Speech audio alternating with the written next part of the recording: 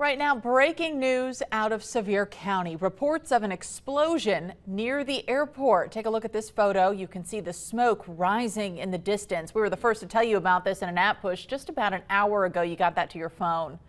Thanks for joining us today for WVLT News at 4. I'm Brittany Tarwater. So here's what we know so far. No one is reported hurt. There are safety precautions in place. All of this happening at the Johnson Matthew plant. Responders are on scene alongside our Kyle Granger, who's live there now. Kyle, what are you hearing? And also tell us what you know about what this plant does. Well, the good news is that the scene pretty much has all calmed down now.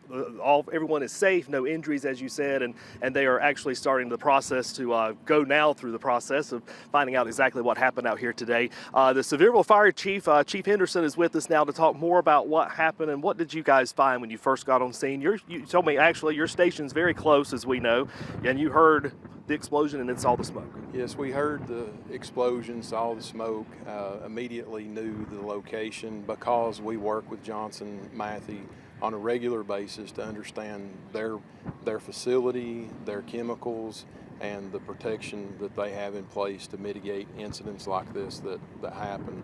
When I arrived on scene, first thing I saw was their employees evacuating the facility, which is how the plan works.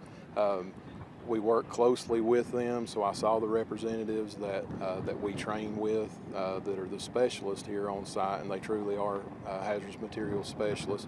So we immediately start working on a plan. Okay, what happened and what comes next? What is our evacuation zones after we determine that there have been no injuries? So we identified that where the explosion took place, the building was designed to absorb that explosion. And then what are our secondary risks? So we did have some fire ongoing, and there was a secondary risk for an explosion. So they have a suppression system of nitrogen that removes the oxygen from the fire. So we then had crews go in, activate that system. That took care of fire that was burning inside some pipes. And then from that point, we just had some small ancillary fires that were able to be extinguished with a dry chemical extinguisher. So this product reacts with water, so we have to use dry chemical agents to remove the oxygen from the fire. And to the best of how you can explain it, what are they making in there, and what is the chemical that was of concern here? So they combine chemicals to produce the product that they are. There's several different products that they can be making, and they combine different materials to make that product that they then sell to the end user. And of course, the good news is that no one was hurt, but there was that immediate evacuation area of 1,000 feet around this where you told people first to stay in place and then ask them to leave.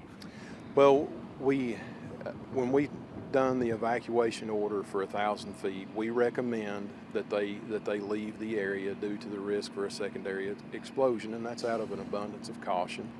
And it was not a mandatory evacuation, but it was a recommended evacuation. We gave them a place to go to, and if they chose not to evacuate, then we asked that they protect in place, meaning stay within your home in case of the secondary explosion. And of course, now tonight being able to give the all clear. And we are giving the all clear. There were some businesses locally that did evacuate on site here at the airport, and all residents chose to shelter in place, but we're getting the word back out to them that everything's clear. All right, Chief Henderson with the city of Sevierville. Of course, that incident happening just after 1 o'clock this afternoon, but tonight we can give the all clear. Reporting live in Sevierville, Kyle Granger, WVLT News. Kyle, thank you, and so glad to hear no one was hurt.